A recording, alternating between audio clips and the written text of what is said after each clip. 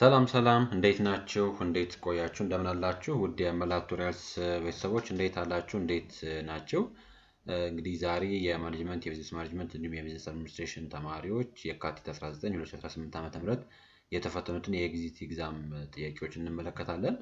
ባለፈው የመጀመሪያውን ክፍል አቅርቤላችሁ ነበረ። ዛሬ ደግሞ ከዛ ቀጣይ የሆነውን ሁለተኛውን ክፍል ማቀርብላችሁ ይሆናል። ዛሬ በተመሳሳይ መልኩ ወደ 30 የሚደርሱ ጥያቄዎችን አብረን የምንመለከት ይሆናል። እስከ ቪዲዮ መጨረሻ ድረስ አብራችሁኝ ቆዩ። ይህ ቪዲዮ ብዙዎች ጋር መድረስ እንዲችል ይህንን ቪዲዮ የምትመለከቱ ልጆች በሙሉ ላይክ በማድረግ እንድትጀምሩ፣ ሼር በማድረግ እንድትጀምሩ፣ ሰብስክራይብ ያላደረጋችሁ ካላችሁ ደግሞ ሰብስክራይብ በማድረግ እንድትጀምሩ ለማሳሰብ እወዳለሁ። እንግዲህ ከኤግዚት ኤግዛም ቀጣይ ከሰኔ 2 እስከ 10 ድረስ ባለው ውስጥ እንደሚሰጥ የትምህርት ምዘናዎች አገልግሎት ኤጀንሲ ያሳውቋል። ለዚህ ዝግጅት ያልጀመራችሁ ተማሪዎች በደንብ ዝግጅታችሁን አጠናክራችሁ እንድትጀምሩ፣ ዝግጅት ላይ ያላችሁ ተማሪዎች ደግሞ ኦልሞስት የቀረው ጊዜ አንድ ወርና ትንሽ ቀናቶች ብቻ ስለሆኑ በደንብ ዝግጅታችሁን አጠናክራችሁ ቀጥሉ። በተለያየ አይነት መንገድ እናንተ ሰፖርት ሊያደርጋችሁ የሚችል አይነት ማቴሪያሎችን የኤግዚት ኤግዛም ጥያቄዎችን ከ15 እስከ 18 ድረስ ያሉትን በየኮርሱ የተዘጋጁ ሾርት ኖቶችን በየኮርሱ የተዘጋጁ እያንዳንዱ ኮርስ ላይ ከአሁን በፊት የኤግዚት ኤግዛም ላይ የመጡ ጥያቄዎችን የምትፈልጉ ከሆነ ደግሞ በስልክ ቁጥር 0933 02 58 88 ኮንታክት ልታደርጉኝ ትችላላችሁ ማለት ነው። እንግዲህ ዛሬ የምንመለከተውን ጥያቄዎች እነሱን እንመልከት በቀጥታ። እንግዲህ የካቲት 19 የተሰጠው ነው የሴሽን 1 ነው። ፓርት 2ን የምንመለከት ይሆናል። ፓርት 1ን ባለፈው ስለተመለከተ ማለት ነው። ከኬሽን ነምበር 31 ከ30ኛው ጥያቄ ጀምሮ ያሉትን ጥያቄዎች እንመለከታለን። ጥያቄው እንደሚለን according to Michael Porter 5 force model, which of the following factor is not a reason that increase a competitive rivalry among existing firm? A. Free exit and entry. B. Equally balanced competitors. C. Lack of switching cost. D. High strategic stake ነው የሚለን። እንግዲህ በስትራቴጂክ ማኔጅመንት ላይ ስለ ኤንቫይሮንመንታል አሰስመንት ወይም ደግሞ ስለ ኤንቫይሮንመንታል አናሊሲስ ስናነሳ ከምንከውናቸው ጉዳዮች ውስጥ አንዱ የዚህ ኢንዱስትሪ ሌቭል አናሊሲስ ተብሎ የሚጠራል። ያን ኢንዱስትሪ ሌቭል አናሊሲስ በዋናነት አንድ ኢንዱስትሪ ኦር አንድ ሴክተር አዋጭ ነው ወይስ አይደለም የሚለውን አሰስ ለማድረግ የኢንዱስትሪ ሌቭል አሰስመንት እንሰራለን። ስለ ሰፕላየሮቹ፣ ስለ ባየሮቹ፣ ስለ ኮምፒውተሮቹ፣ ስለ ሰብስቲቲዩት ፕሮዳክቶች እና አጠቃላይ ኢንዱስትሪ ሌቭል የሆነ አይነት አናሊሲስን ሜክ እናደርጋለን። የአንድ ኢንዱስትሪ አትራክቲቭ ነው ወይስ አይደለም የሚለውን አሰስ በማድረግ ሂደት ውስጥ ማይክል ፖርተር በተለይ የዚህ ኢንዱስትሪ ሌቭል አናሊሲስን ለመስራት የሚያግዘንን የ5 ፎርስ ሞዴል ተብሎ የሚጠራውን ዴቨሎፕ አድርጓል። የማይክል ፖርተር 5 ፎርስ ሞዴል ተብሎ የሚጠሩት ለምሳሌ በርጌኒንግ ፓወር ኦፍ ባየርስ፣ በርጌኒንግ ፓወርስ ኦፍ ሰፕላየር፣ ትሬት ኦፍ ኒው ኢንትራንት፣ ትሬት ኦፍ ሰብስቲቱት ፕሮዳክትስ ኤንድ ኦልሶ ኢንተንስ ሪቫለሪ አሞንግ ኮምፒቲተርስ ተብሎ ይጠራሉ። እነዚህ አምስቱ ፋክተሮች ናቸው። አሁን እዚህኛው ላይ ስፔሲፊክሊ የተጠየቅነው ጥያቄ ከሚከተሉት ፋክተሮች ውስጥ በዋናነት በኤግዚስቲንግ ፈርሞች መካከል ያለን ኮምፒቲቲቭ ናይት ሪቫለሪን ከማይጨምሩት ሪዝኖች ውስጥ የሚጠቀሰው ማንኛው ነው የሚለን። A. Free exit and entry. B. Equally balanced competitor ነው የሚለን። C. Lack of switching cost. D. High strategic stake ነው የሚለን። Here the answer would be A ነው ማለት ነው። Free exit and entry ምክንያቱም በቀላሉ ተቋማት ወደ አንድ ኢንዱስትሪ ወደ አንድ ማርኬት በቀላሉ ገብተው በቀላሉ መውጣት የሚችሉ ከሆነ ሊኖር የሚችለውን ይሄ ኢንተንስ የሆነውን ኮምፒቲቲቭ ሪቫለሪ ወይም ደግሞ ያጠላትነት ምን ያደርገዋል ነው ወይም ደግሞ ያን በጣም ከአውድ ውጭ የሚወጣ አይነት ኮምፒቲሽን ውድድርን፣ ፉክክርን፣ አላስፈላጊ አይነት ፉክክርን ይቀንሰዋል። ምክንያቱም ማርኬት ውስጥ በቀላሉ መግባትና መውጣት የሚቻል ከሆነ በቀላሉ ግን አንደኛ ወደዛ ኢንዱስትሪ በቀላሉ መግባት የማይቻል ከሆነ which means በጣም ሂውጅ የሆነ አይነት ኢኮኖሚክስ ኦፍ ስኬል የሚፈልግ ከሆነ ከዛ በተመሳሳይ መልኩ ደግሞ በቀላሉ ከዛ ቢዝነስ ውስጥ ለመውጣት የሚከብድ ከሆነ ለምሳሌ አሁን አንድ ቢዝነስ ለምሳሌ ወደ አልኮሆሊክ አይነት መጠጦችን ፕሮዲዩስ ለማድረግ ወይም ደግሞ ላይክ የለስላሳ መጠጥ ፋክተሪዎችን ቢውልት አድርጎ ከገባ በኋላ በጣም ሂውጅ ዩናይት ኢንቨስትመንት ሂውጅ ዩናይት ኮስት ኢንከር ስለሚያደርግ በቀላሉ መውጣት የማይችልም ማለት ነው። ስለዚህ ያ ሲሆን የግድ በቃ ማርኬቱ ላይ ካሉት ሌሎች ኤግዚስቲንግ ሆነ አይነት ፈርሞች ውስጥ የሪቫለሪ ውስጥ ሊገባ ይችላል ማለት ነው፣ ምክንያቱም መውጣት ስለማይችል። ነገር ግን በቀላሉ ወደ አንድ ማርኬት በቀላሉ ኢንትሪ ኤንድ ኤግዚቱ ፍሪ ከሆነ የዛኔ የሚኖረው የኮምፒቲቲቭ ሪቫለሪ ምን ያደርጋል ነው ይቀንሳል ነው ወይም ደግሞ ኢንክሪዝ አይሆንም ነው ኢንክሪዝ አይሆንም። ለዛ ፍሪ ኤግዚት ኤንድ ኢንትሪ doesn't increase the competitive rivalry because the firms can easily leave the market reducing the pressure and intense competition ተብሏል። ሌሎቹ ግን ለምሳሌ if they are equally balanced ዩናይት ኮምፒውተሮች ከሆኑ ኢኳሊ ባላንስድ አይነት ኮምፒውተሮች ከሆኑ ስለዚህ ሁለቱም ፈርሞች በተቻለ መጠን የማርኬት ሼርን ጌን ለማድረግ በጣም አግሬሲቭሊ ኮምፒት ሊያደርጉ ይችላሉ። ለምሳሌ ኮካና ፔፕሲ መውሰድ እንችላለን። ሶ ዜይ አር ኢኳል ባላንስድ ኮምፒውተርስ። ስለዚህ እነዚህ ኢኳል ባላንስድ አይነት ኮምፒውተሮች ማርኬት ሼርን ጌን ለማድረግ አግሬሲቭሊ ኮምፒት ያደርጋሉ። ስዊቺንግ ኮስቱ ላክ የሚያደርግ ከሆነ which means lack of switching cost ማለት ስንል ሎ የሆነ የስዊቺንግ ኮስት ከሆነ ያለው which means ካስተመር ከአንዱ ብራንድ ወደ አንዱ ብራንድ ኢዝሊ ስዊች ማድረግ የሚችል ከሆነ ሶ ያም የኮምፒውተር ሪቨለሪን ይጨምራል። የኮምፒቲቲቭ ሪቨለሪን ይጨምራል። አዲሽናሊ ሃይ ዩናይት ስትራቴጂክ ስቴክ ካለ which means በተለይ በዋናነት ፋርሞቹ ማርኬት ሼርን ለመያዝ ወይንም እንደተቃላይ ያ ማርኬት ለነሱ በጣም ትልቅ ለነሱ ሰክሰስ ትልቅ ዩናይት ሚኒንግ ትልቅ ዩናይት ስፔስ ካለው which means ዩናይት ስትራቴጂክ ስቴክ ካለው ሶ ያ በተመሳሳይ መልኩ በፈርሞች መካከል ወይንም በቢዝነስ ኢንተርፕራይዞች መካከል ያለን ኮምፒቲቲቭ ሪቨለር እንዲጨምር ያደርገዋል ነው። ከዛ ተጨማሪ ግን ስለ ዩናይት ኢንዱስትሪ ግሮዝ መኖር በጣም ሂውጅ ዩናይት ፊክስድ ኮስቲንግ ካላደረገው ወይንም ሃይ ዩናይት ኢኮኖሚክስ ኦፍ ስኬል ያላቸው ቢዝነሶች ከሆኑ በፕሮዳክቶቹ መካከል ያለ ዲፈረንሺዬሽን በጣም ሎው ከሆነ በጣም ከፍተኛ ዩናይት ፕሮዳክሽን ካፓሲቲ ያላቸው ፈርሞች ከሆኑ ሃይ ኤግዚት ባሪየር ካለ which means በቀላሉ ከአንድ ቢዝነስ ለቀን መውጣት የማንችል ከሆነ here there will be ምን ይሆናል ነው ኢንተንስ ዩናይት ሪቨለሪ ወይም ደግሞ ኮምፒቲቲቭ ሪቨለሪ በጣም ከፍተኛ ይሆናል። ሶ ከዚህ አንፃር የዚህኛው ጥያቄ ኖት ሪዝን ስለሚል the answer would be A ይሆናል ማለት ነው። እሺ question number 32 when applying a northwest corner method after exhausting the supplies of the first row then what is the next step ነው? ቀጣዩ ስቴፕ ምንድነው የሚሆነው? A recalculate all the cost, B switch to a least cost method, C move to the next row, D move to the next ኮለመን ይላል። እንግዲህ የኖርዝ ዌስት ኮርነር ሜተድን ተጠቅመን የሎኬሽን ላይ ነው ይሄ ኦፕሬሽን ሪሰርች ላይ የመጣ ጥያቄ ነው። ሶ የኖርዝ ዌስት ኮርነር ሜተድን ተጠቅመን ሎኬት እያደረግን ነው። ስለዚህ አሁን ያንን ተጠቅመን እየሰራን እያለ የመጀመሪያው ምን አለን የሚለን when after exhausting the supplies of the first row first row ላይ ምን አደረጋችሁ ነው የሚለን ሰፕላይን ቶታሊ ኤግዞስት አድርጋችሁ ተጠቀማችሁበት ነው የሚለን ተጠቀማችሁበት። ሶ ያንን ከተጠቀማችሁበት what will be the next step እንደሚሆነው ሁሉንም ኮስቶች ሪካልኩሌት እናደርጋለን ይላል። ይሄኛው ሪካልኩሌት አይደረግም፣ ምክንያቱም ሪካልኩሌት የምናደርገው መጀመሪያ ሙሉ ለሙሉ ትራንስፖርቴሽን ፕሮብለሙን ከጨረሰን በኋላ ነው። ወደ ሊስት ኮስት ሜተድ እንመልሳለን ይላል። ይሄኛው አንመልስም፣ ምክንያቱም ኖርዝ ዌስት ኮርነር ሜተድ ራሱን የቻለ ሌላ ሜተድ ነው። ሊስት ኮስት ሜተድ ሌላ ሜተድ ነው። ሊስት ኮስት ሜተድ አሳይመንት የሚጀምረው በጣም ሊስት ኮስት ካለው ኤሪያ ላይ ነው የሚጀምረው ነው። ኖርዝ ዌስት ኮርነር ሜተድ ደግሞ ከዌርዝ ዌስት ነው የሚጀምረው ማለት ከመጀመሪያው ኮለመን ነው የሚጀምረው አሳይመንቱን ወይም ደግሞ እንደጠቅላይ ትራንስፖርቴሽኑ። ስለዚህ ከዚህ አንፃር ኤ እና ቢ መልስ አይሆንም። ሶ ሲ ሙቭ ቱ ዘ ኔክስት ሮው ወደ ቀጣዩ ሮው ሙቭ እናደርጋለን ነው የሚለው። ዲ ደግሞ ሙቭ ቱ ዘ ኔክስት ኮለመን ወደ ኔክስት ኮለመን ምን እናደርጋለን ነው የሚለን ሙቭ እናደርጋለን ነው የሚለው። ሶ በዚህኛው ኮንቴክስት ማንኛው ነው መልሱ? ወይ ሲ ነው ወይም ደግሞ ዲ ነው መልሱ የሚሆነው። ስለዚህ what do you think መልሱ ምን ይመስላችኋል? So when the supply of the first row is exhausted ነው የሚለን። አሁን የመጀመሪያው ሮው ምን supply of the first row exhaust ከተደረገ then what will be your action? So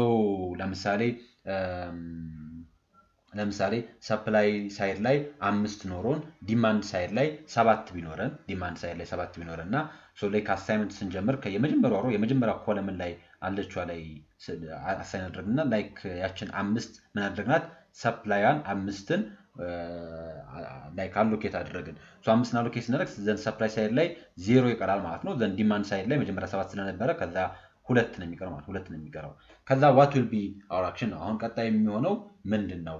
ወደ ኔክስት ሮ መሄድ ነው ወይስ ወደ ኔክስት ኮለመን ነው የምንሄደው ነው? አሁን ወደ ኔክስት ኮለመን እንዳንሄድ ኦልሞስት ሰፕላይ ሳይድ ላይ 0 ነው ያለው።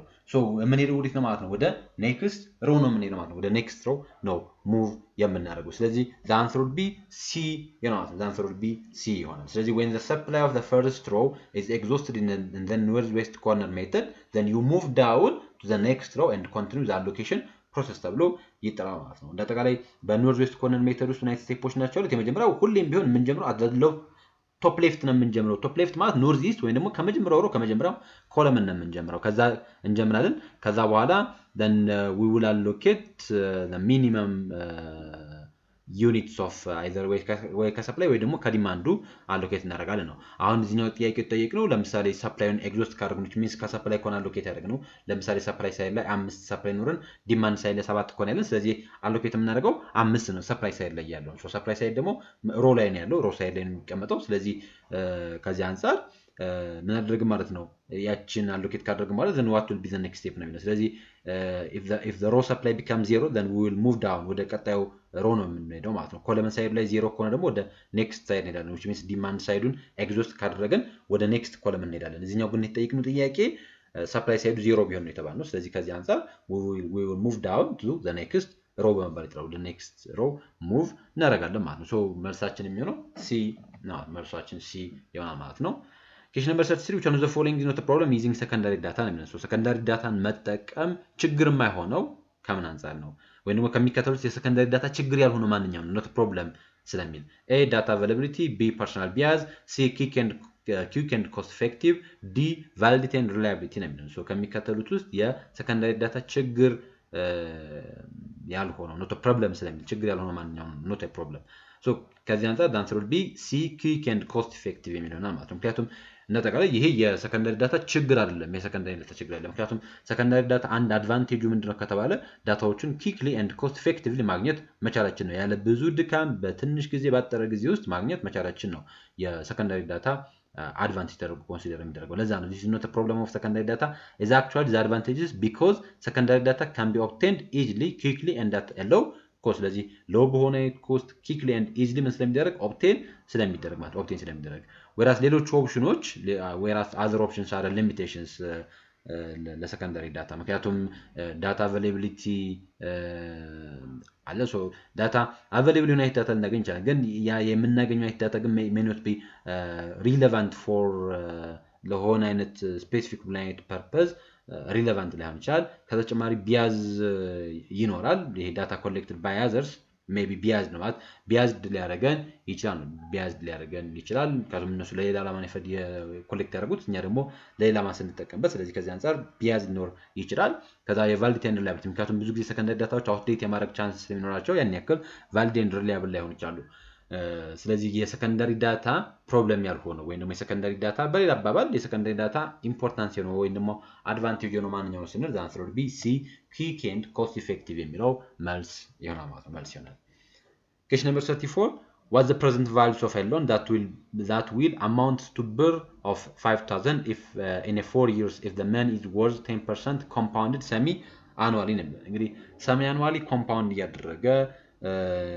ከዛ በ10% ኢንተረስት ሬት 5000 ብርን ለ4 አመት ቢቀመጥ ለአራት አመት ያ እንደተቀላይ አሁን what the present value የተባለው ስለዚህ almost ከ4 አመት በኋላ 5000 ብር የሚሆን ብር ላይክ በ4 አመት ውስጥ ለምሳሌ ለ4 አመት በ10% ኢንተረስት ሬት ሰሚ አኑዋሊ ኮምፓውንድ እያደረግን ብናስቀምጠው ከ4 አመት በኋላ 5000 ብር ሊሆን የሚችለው ከረንትሊ ምን ያክል ሴቭ ብናደርግ ነው ጥያቄው ስለዚህ ፕሬዘንት ቫልዩ ስለሆነ ፈልጉት ማለት ስለዚህ ከ4 አመት በኋላ 5000 ብር ሊሆን የሚችል በዋናት በ10% ኢንተረስት ሬት በ10% ኢንተረስት ሬት ከዛ ሰሚ አኑዋሊ ኮምፓውንድ እያደረገ ወለዱ ሰሚ አኑዋሊ ኮምፓውንድ እያደረገ የሚመጣ ከሆነ መልቲፕላይ እያደረገ የሚመጣ ከሆነ ስለዚህ አሁን ላይ ምን ያክል ብር ሴቭ ብናደርግ ነው ስለዚህ ጥያቄው በዋናነት ፕሬዘንት ቫልዩን ምን አድርጉ ነው ፈልጉ ነው የሚለው ማለት ፕሬዘንት ቫልዩ ፈልጉ ነው so we have a givenዎች አሉ እነዛ givenዎች ምንድናቸው አንደኛ ፊውቸር ቫልዩ ተሰጥተናል ወይ ዘ ፊውቸር ቫልዩ 5000 ብር ነው ተሰጠን ከዛ ተጨማሪ ደግሞ ኢንተረስት ሬት አለን ኢንተረስት ሬት 10% ኢንተረስት ሬት ተሰጥቶናል then we have a time ተሰጥቶናል ስንት አመት 4 አመት ተሰጥቶናል ፕላስ ደግሞ ኮምፓውንድ የሚያደርግበትን አማውንት ነግሮናል ሰሚ አኑዋሊ which means በአመት ሁለት ጊዜ ኮምፓውንድ ያደርጋል ያለን ነው ኢንተረስት ሬታችን እየጨመረ ይመጣል ሰሚ አኑዋሊ ኮምፓውንድድ እያደረገ ይመጣል ነው ስለዚህ ከዚህ አንፃር ኢንተረስት ሬታችን እንደተቀለ ሁሉ ተሰጥቶናል then አሁን ፈልጉ የተባለው ማን ነው ፕሬዘንት ቫልዩ ነው ፈልጉ የተባለው so we have a future value of 5000 ብር 5000 ብር future ቫልዩአችን ነው ኢንተረስት ሬታችን 10% ወይ ነው 0.1 ነው ታይማችን 4 year ነው ኮምፓውንድ የሚያደርገው ደግሞ ሰሚ አኑዋሊ ነው which means ሁለት ነው then find አድርጉት ማለት present value so present value ማለት the future value divided by 1 plus I divided by m then the powers of m times t እናደርጋለን which means 5000 ብር ሲካፈል እናደርጋለን 1 plus i ማለት ኢንተረስት ሬት ነው ሲካፈል ለሁለት እናደርጋለን። ለምንድን ነው ሁለት ያደረግነው? አሁን i ብቻ ለምን አላልነውም? ታይሙን ብቻ ለምን አላስቀመጥንም ካል እዚህ ጋር ምን ስለተባለ ሰሚ አኑዋሊ ስለተባለ አሁን ኳርተርሊ ብንባል ኖሮ 4 ነበር የምናደርገው። መንዝሊ ብንባል ኖሮ ለ12 ነበር የምናደርገው። ስለዚህ ኢንተረስት ሬታችንን 0.1 ዲቫይድ ባይ ሁለት እናደርጋለን። the powers of m times t እናደርጋለን። m times t ማለት ኮምፓውንድ የሚያደርገው ሁለት ነው፣ ታይሙ ደግሞ 4 ነው። ስለዚህ 4 ይር ስለሆነ ማለት ነው። ስለዚህ ሁለት ሲባዛ በ4 እናደርጋለን ማለት ነው። which means 5000 ሲካፈል 1.05 the powers of 8 ይሆናል። መጨረሻ ላይ ሪዛልቱ 3384 ብር ከ20 ሳንቲም ይሆናል። ከ20 ሳንቲም ይሆናል ማለት ነው። ስለዚህ 3384 ብር ከ20 ሳንቲም ይሆናል ማለት ነው። ስለዚህ 3384 ብርን አሁን ሴቭ ብናደርግ ከ4 ዓመት በኋላ በ10% ኢንተረስት ሬት በሰሚ አኑዋሊ ኮምፓውንድ በሚያደርግ ኢንተረስት ሬት ስንት ብር ይሆናል ነው? 5000 ብር ይሆናል። 5000 ብር ይሆናል። ስለዚህ አሁን ለምን ያክል ነው ሴቭ ማድረግ መቻል ያለብን ማለት ነው? 3384 ብር ከ20 ሳንቲም ነው ማለት ነው። ሶ this is all about present value በዚህ መንገድ መፈለግ እንችላለን። present value በዚህ መንገድ መፈለግ እንችላለን። Question number 35. What's the key difference between domestic and international market? በዶሜስቲክ እና በኢንተርናሽናል ማርኬት መካከል ያለው key difference ምንድነው? ልዩነታቸው ምንድነው እያለ ነው። A minimal government interference in international business በኢንተርናሽናል ቢዝነስ ውስጥ ያለው የመንግስት ጣልቃ ገብነት ሚኒማል ነው ወይም ደግሞ ትንሽ ነው እያለ ነው። B homogeneous markets in international setting በኢንተርናሽናል ሴቲንግ ውስጥ ያለው ማርኬት almost homogeneous ነው ሲሚላር ነው ያለው ተመሳሳይ ነው ያለ ነው። C multiple currency and diverse culture in international market so international market ላይ በጣም ብዙ ከረንሲዎች እና እንዲሁም ደግሞ ዳይቨርስ ዩናይት ካልቸር አለ ነው የሚለን። ዲ ሲንግል ከረንሲ ኢን ኢንተርናሽናል ማርኬት በኢንተርናሽናል ማርኬት ውስጥ ያለው ከረንሲ ሲንግል ነው የሚለን ሲንግል ነው የሚለን። ስለዚህ ከዚህ አንፃር የዚህ ጥያቄ መልስ ማንኛው ነው የሚሆነው ካል the key difference between the domestic and international markets are the answer would be C multiple currency and diverse culture in international market ይሆናል ማለት ነው። ምክንያቱም ሌሎቹ በሙሉ they are not a key difference or even they are not true። ለምሳሌ አሁን በኢንተርናሽናል ቢዝነስ ውስጥ ያለው የገቨርንመንት ኢንተርፌረንስ ሚኒማል ነው ይላል። ይሄ ፎልስ ነው። ምክንያቱም ገቨርንመንት ፖዚቲቭሊ ኔጋቲቭሊ በኢንተርናሽናል ቢዝነሶች ውስጥ ኢንተርፊር ያደርጋል። ስለዚህ ከዚህ አንፃር ኤ ፎልስ ነው። ሆሞጂኒየስ ማርኬት ነው ያለው የሚለውም ፎልስ ነው። ምክንያቱም የተለያየ አይነት ካልቸር፣ የተለያየ አይነት ቋንቋ፣ የተለያየ አይነት ኢኮኖሚክ ስታተስ ነው ያለው። ስለዚህ ከዚህ አንፃር there is no homogeneous የሚባል አይነት ማርኬት ሆሞጂኒየስ አይነት ከስተመር የለም ኢንተርናሽናል ሴቲንግ ውስጥ። ሲንግል ከረንሲ ነው ያለው የሚለውም እሱም ፎልስ ነው። የሆነ ቦታ ላይ ዶላር ሊሆን ይችላል፣ የሆነ ቦታ ላይ ፓውንድ ሊሆን ይችላል፣ የሆነ ቦታ ላይ ብር ሊሆን ይችላል whatever so even ያለው ከረንሲም ሲንግል ነው የሚለውም ይሄኛው ፎልስ ነው። ሶ ከዚህ አንፃር መልሳችን ሲ ይሆናል ሲ ይሆናል ማለት ነው። እንደሚታወቀው በዶሜስቲክ እና በኢንተርናሽናል ማርኬቲንግ መካከል በጣም ብዙ ዲፈረንስ አለ። ለምሳሌ ዶሜስቲክ ማርኬት ሲሆን within one country ነው whereas ኢንተርናሽናል ማርኬት ሲሆን ግን across many countries ውስጥ ነው። ዶሜስቲክ ማርኬቲንግ relatively homogeneous ነው whereas ኢንተርናሽናል ማርኬቲንግ ዳይቨርስ ነው። ከዛ ተጨማሪ ከረንሲው በብዛት ዶሜስቲክ ማርኬት ሲሆን ሲንግል ከረንሲ ነው። በብዛት ኢንተርናሽናል ሴቲንግ ላይ ደግሞ መልቲፕል ከረንሲዎች አሉ። ዶሜስቲክ ማርኬቲንግ relatively less complex ነው whereas ኢንተርናሽናል ማርኬቲንግ ሲሆን more complex የመሆን ቻንስ ይኖራል። ብዙ ዲፈረንሶች አሉ። ካሉ ዲፈረንሶች ደግሞ የበለጠ በኢንተርናሽናል እና በዶሜስቲክ መካከል ያለውን ዲፈረንስ ክሊርሊ ኤክስፕሌን የሚያደርግልን ኦፕሽን ሲ ይሆናል ማለት ነው። ሶ መልሳችን ሲ ነው ማለት ነው። question number 36 among the following one can be defined as managing the entire organization so that it excels on all dimensions of the products and service that are important to customer ነው የሚለን። ኳሊቲ ሳይክል፣ ኳሊቲ ማኔጅመንት፣ ኳሊቲ ኦፍ ኮንፎርማንስ፣ ዲ ቶታል ኳሊቲ ማኔጅመንት ይለናል። እንግዲህ ከሚከተሉት ውስጥ managing the entire organization so entire organization manage የምናደርግበትና and so it excels on all dimensions of the product and service ማለት በሁሉም ዳይሜንሽን ምን የሚያደርግበት ኤክሴል የማድረግን ሂደት ምን ብለን እንጥራለን? so here the answer would be D total quality management ወይ ነው total quality management TQM እየተባለ ይጥራል። total quality management is all about managing the entire organization manage የምናደርግበት entire department ላይ ያንዳንዷ ቲም ላይ ያንዳንዱ ዲፓርትመንት ላይ ኢንጌጅ አድርገን ምን የምናደርግበት የምንሰራበት አላማችንም ሎንግ ተርም ላይ ሰክሰስን ስሩ ከስተመር ሳቲስፋክሽን ማምጣት ላይ ትኩረት የሚያደርግ በዋናነት እያንዳንዷ ኤሪያ ላይ እያንዳንዷ ፖይንት ላይ ላይክ ኢምፕሩቭ ማድረግ ላይ ትኩረት የሚያደርግ ሁሉም ዲፓርትመንት ላይ ማለት ኳሊቲ ምን ብሎ ነው የሚያስበው? ቶታል ኳሊቲ ማኔጅመንት ምን አይነት ፐርስፔክቲቭ መሰላችሁ ያለው? ቶታል ኳሊቲ ማኔጅመንት ፐርስፔክቲቭ ኳሊቲ የአንድ ዲፓርትመንት ስራ አይደለም። ኳሊቲ ዞል አባውት የሁሉም ዲፓርትመንት ስራ ነው። ስለዚህ ሁሉም ዲፓርትመንት ውስጥ መሻሻል ሲኖር ነው ብሎ ነው የሚያስበው ማለት ነው ቶታል ኳሊቲ ማኔጅመንት። ለዛ ነው it focus on improving all activities, all departments, all the processes that affect the product or service ተብሎ የሚጠራው ማለት ነው። ለዛም ነው ኦርጋናይዜሽን ዋይድ በመባል ይጠራል። እንዲሁም ደግሞ ካስተመር ፎከስድ በመባል ይጠራል። ስለዚህ ከዚህ አንፃር መልሳችን ዲ ይሆናል። ኳሊቲ ሳይክል የበለጠ ስቴፑን ኦር ስቴጁን ነው የሚያሳይ። ኳሊቲ ሳይክል ስንል ኳሊቲ ማኔጅመንት እንዳጠቃላይ የኳሊቲ አክቲቪቲዎችን የምንጠራበት ተርም ነው ኳሊቲ ማኔጅመንት ብለን የምንጠራው። ይሄኛው ግን ሞር ስፔሲፊክሊ አድርጎ የቶታል ኳሊቲ ማኔጅመንትን ኮንሴፕት ስለጠየቀን ስለዚህ መልሳችን የሚሆነው ቶታል ኳሊቲ ማኔጅመንት ነው።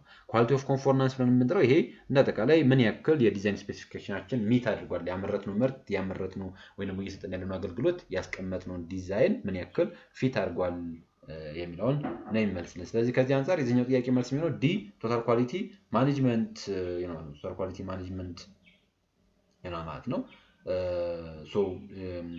በዚህ መንገድ ይሄኛው መመለስ እንችላለን። እሺ question number 37 which one of the following forms of positioning errors indicate that buyers may find it hard to believe that the brand claim in a view of the product feature, price or manufacturer? Doubtful positioning, confused positioning, over positioning, under positioning. positioning ማለት ነው ስንል positioning is all about creations of image in the mind of a customer በመባል ይጠራል። የከስተመር ማይንድ ውስጥ ኢሜጅን ክሬት የማድረግ ሂደት ነው positioning ብለን የምንጠራው። ምን አይነት ፖዚሽን ያለን in the mind of a customer ሰዎች ሲያስቡ ስለኛ ምርት ምን አይነት ሀሳብ ነው የሚመጣላቸው ነው። ያንን ፖዚሽኒንግ ብለን እንጠራለን። አሁን እዚህኛው ውስጥ እየጠየቅን ያለነው ጥያቄ ከሚከተሉት የፖዚሽኒንግ ኤረሮች ውስጥ ማንኛው ነው the buyers may find hard to believe the brand claim in a view of the product feature, price or manufacturer ነው ማለት ለማመን ከባድ ከሆነበት ነው። if it's hard to believe the brand claim የብራንዱን ክሌም ከፕሮዳክቱ ፊቸር ከፕራይሱ ከተለያዩ አይነት ኮንቴክስት አንፃር ለማመን ከባድ ከሆነ ከሚከተሉት ውስጥ ሜክ የተደረገው ፖዚሽኒንግ ኤረር ምንድነው? ሜክ የተደረገው ፖዚሽኒንግ ኤረር ምንድነው ነው። so here the answer would be a doubtful positioning ተብሎ ይጠራል። doubtful ምክንያቱም ጥርጣሬ ውስጥ ነው ያለው ማለት ነው። doubtful positioning occur የሚያደርገው መቼ ነው ስንል basically when the buyers find it hard to believe the brand claim because of the product feature, the price or the manufacturer's reputation. manufacturer ካለው reputation አንፃር ሊሆን ይችላል፣ ከፕራይሱ አንፃር ሊሆን ይችላል፣ ከፕሮዳክቱ ፊቸር አንፃር ሊሆን ይችላል። ብቻ የብራንዱን ክሌም አክሴፕት ለማድረግ ለመቀበል ምን ካደረግን ከተቸገርን ያንን doubtful positioning ተብሎ ይጠራል ማለት ነው። ምን ማለት መሰላችሁ? ይሄ አንሪያሊስቲክ ወይም ደግሞ ሊታመን የማይችል ኦፈር ሊቀርብልን ይችላል እና so ይዛኔ we will be like skeptical ይባላል ወይም ደግሞ skeptical ተብሎ ይጠራል ተርም አለ።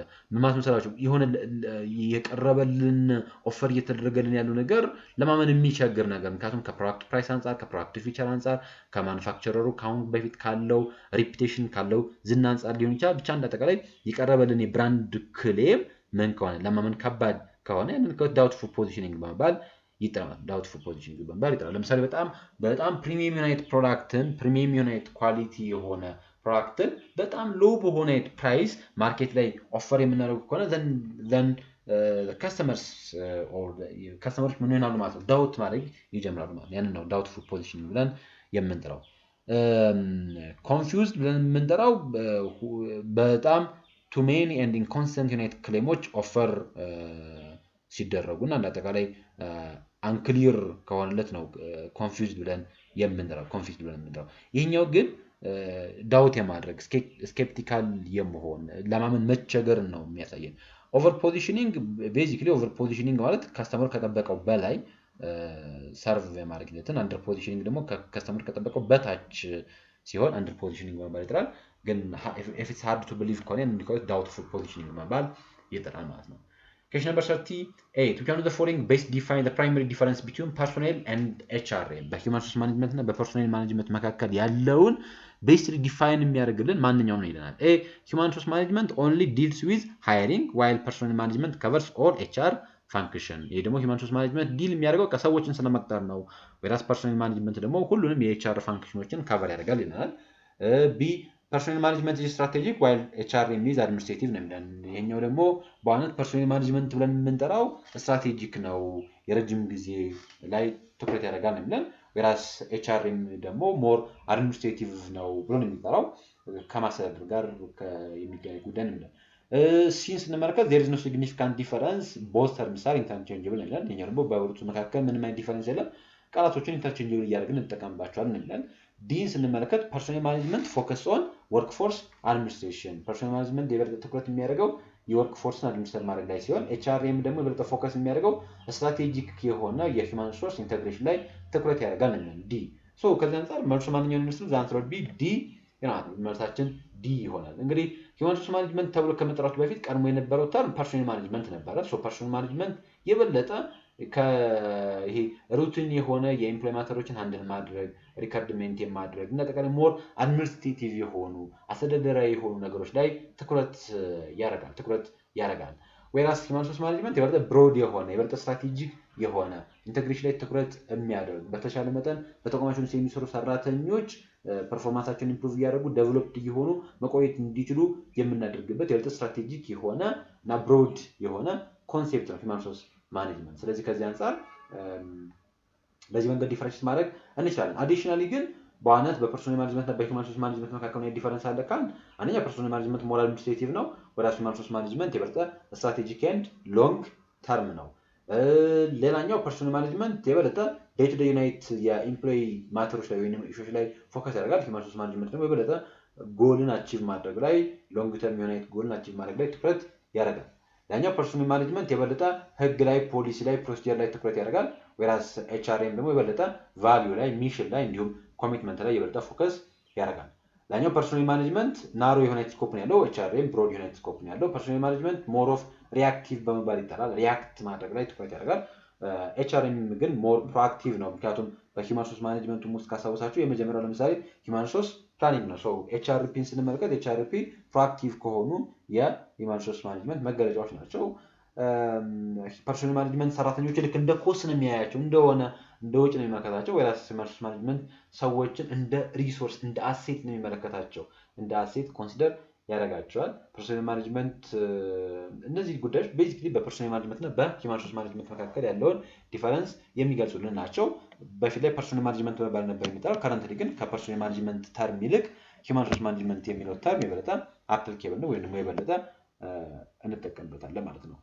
እሺ question number 39 which one of the following decision variable has a linear impacts on objective function in each constraint? ስለዚህ በእያንዳንዱ ኮንስትሬንት ውስጥ ያለ በተለይ which one of the following decision variable has a linear impact on the objective functions and in each constraint? በእያንዳንዱ በኦብጀክቲቭ ፋንክሽን ሊሆን ይችላል እንዲሁም በእያንዳንዱ ኮንስትሬንት ውስጥ ያለን ሊኒየር ኢምፓክት የሚያሳየን የዲሲሽን ቫሪያብል ምን ተብሎ ይጠራል?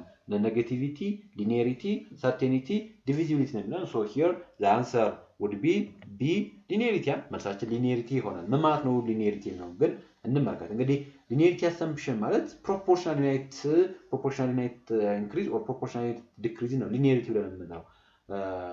ለምሳሌ አንድ ሊኒየር አሰምፕሽን ማለት ነው basically states that each decision variable has a linear impact on objective function and also on each constraint, which means that the contribution of the variable charges is in a direct proportion to its value. ስለዚህ one additional unit always at the same amount to the profit and also the resource usage per unit remains constant ማለት like አንድ የሆነ ዩኒት አድ ስናደርግ the same amount ነው ፕሮፊት ላይ የሚጨምረው or ኮስት ላይ ሚኒማይዝ የሚያደርገው። ሁለት ሲሆን like proportional የሚጨምረው proportional የሚቀንስ ከሆነ ያንን ከሁለት ሊኒየሪቲ ብለን እንጠራዋለን። ሊኒየሪቲ ተብሎ ይጠራል ማለት ነው። በተለይ በሊኒየር ፕሮግራሚንግ ውስጥ ኤልፒኤም ሊኒየር ፕሮግራሚንግ ሞዴል ውስጥ አንደኛው አሰምፕሽን የሊኒየሪቲ አሰምፕሽን ነው። ስለዚህ ፕሮፖርሽናል ዩናይት ኢንክሪዝ ኦር ፕሮፖርሽናል ዩናይት ዲክሪዝ ይኖራል። ፕሮፖርሽናል ዩናይት ዲክሪዝ ኤንድ ኢንክሪዝ ይኖራል in both objective and also constraint side ላይ። ያኛው ኔጌቲቪቲ ነው። ኔጌቲቪቲ ይሄ እያንዳንዱ የዲሲሽን ቫሪያብል ኔጌቲቭ ዩናይት ቫልዩን ቴክ ሊያደርግ አይችልም፣ ምክንያቱም ሪሶርስ ኔጌቲቭ መሆን ስለማይችል ነው ኔጌቲቪቲ ተብሎ የሚጠራው። ሰርቴኒቲ ደግሞ እያንዳንዱ የኮኤፊሽንት በሞዴል ውስጥ ኮንስታንት እና ናውን ነው። ይሄኛው ሌላኛው አሰምፕሽን ነው። በተጨማሪ ዲቪዚቢሊቲ ነው። ዲቪዚቢሊቲ በተለይ የዲሲሽን ቫሪያብሎች ፍራክሽናል ዩናይት ቫልዩዎችን ቴክ ያደርጋሉ። ለምሳሌ 7 መኪና በሁለት ሰዓት ውስጥ ፕሮዲዩስ እናደርጋለን ሲል which means በአንድ ሰዓት 3.5 መኪና ማለት ነው። አሁን 3.5 መኪና ማለት 3.5 የሚባል መኪና የለም፣ ግን we can take it ነው። እንደዚህ አይነት ቫሪያብሎችን ቴክ እናደርጋለን። 3.5 ዩኒት ብለን ቴክ እናደርጋለን። ዲቪዚቢሊቲ ተብሎ ይጠራል። እዚህኛው ጥያቄ ግን ሊኒየር ኢምፓክትን ስለሆነ መልሳችን ሊኒየሪቲ ይሆናል። እሺ the interim variable in the sensitivity analysis of the objective function coefficient ነው። እንግዲህ በሴንሲቲቪቲ አናሊሲስ ውስጥ በሴንሲቲቪቲ አናሊሲስ ኦፍ ኦብጀክቲቭ ፋንክሽን ኮኤፊሽንት የኦብጀክቲቭ ፋንክሽናችን ኮኤፊሽንት ሰሌክት የሚደረገው ከማን ነው? ለዛ the interim variable in the sensitivity analysis of the objective function is ተብሎ ይጠየቀው ስላክ ቫሪያብል፣ ዲሲሽን ቫሪያብል፣ ነን ቤዚክ ቫሪያብል፣ basic variable. So in the sensitivity analysis, the objective function coefficient will be the entering variable is always selected from the non-basic variable. Non-basic variables የሚደረጋሉ ይወሰዳሉ non-basic variables because non-basic variables are currently equal to 0 ከዜሮ ጋር equal ነው. So the one that can improve the objective function become the entering variable. The entering variable so by entering the basis, it replaces one of the current basic variable and improve the optimal solution. The optimal solution improvement mechanism sensitivity analysis. So ከዚህ አንፃር the entering variable in the sensitivity analysis, the sensitivity analysis was the entering variables would be the non-basic variable ተብሎ non-basic variable. So the objective functions of coefficient ቦታ ላይ the non-basic variables would be the entering variable. So መልሳችን C ይሆናል. Question number 41. Which of the following is the most ethical approaches to handle employee grievance? ማለት ሰራተኞች ኮምፕሌን ይኖራቸዋል ከዛ ያንን ኮምፕሌናቸው ደግሞ የበለጠ ሞር ፎርማል በሆነ አይነት መንገድ አድርገው በሌተር መልክ ሲያስገቡት ያንን ከሉት ግሪቫንስ ለንጥሯል ግሪቫንስ ተብሎ ይጠራል. ሶ ከሚከተሉት ውስጥ the most ethical የሆነ አይነት አፕሮች ማንኛውን የሰራተኞቻችንን ግሪቫንስ ምን ለማድረግ ሃንድል ለማድረግ A refer the employees to a higher manager immediately በቃ ወደ ከፍ ወዳለ ማኔጀር immediately refer ማድረግ መላክ ወደ ላይ. B delay the response to avoid conflict በቃ ሪስፖንሱን ዲሌይ ማድረግ ማዘግየት ኮንፍሊክትን አቮይድ ለማድረግ ነው የሚለው. C ignore minor grievance to focus on productivity ወደ productivity ላይ ፎከስ ለማድረግ minor unit grievanceዎችን ignore ማድረግ ነው የሚለው.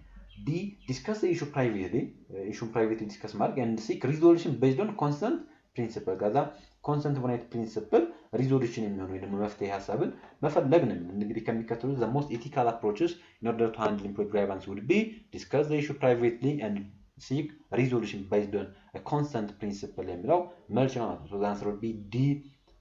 The answer would be D ይሆናል. So the most ethical approaches in order to handle employee grievance is in order to address issues respectfully privately ማለት ፕራይቬትሊ የምናደርግበት ሪዝን አንድም ሪስፔክትፉሊ እነሱን የሰማናቸው እንደሆነ እንዲያውቁልን ነው። ከዛ ደግሞ በተለይ ከሰዎች ጋር ባለ ቅሪና ከሰዎች ጋር ባለ ጥል ሊሆን ይችላል። ስለዚህ ከዚህ አንፃር እያንዳንዱን ግለሰቦች ፕራይቬትሊ ማውራት መቻል አለብን። ያ የበለጠ ፌር እንድንሆን የበለጠ ሞር ኦፍ ሪስፔክትፉል እንድንሆን ያደርገናል። ስለዚህ ይሄ ከዚህ አንፃር መልሳችን ዲ የሚሆንበት አንዱ ሪዝን ነው ማለት ነው። ስለዚህ ችግሮችን ዲስከሲንግ ዘ ፕሮብለም ፕራይቬት ፕሮቴክት ኮንፊደንሻሊቲ ኤንድ ዲግኒቲ ክብርን እንዲሁም ደግሞ ሚስጥር ጠባቂነትን የበለጠ እሱን ያደርግልናል ነው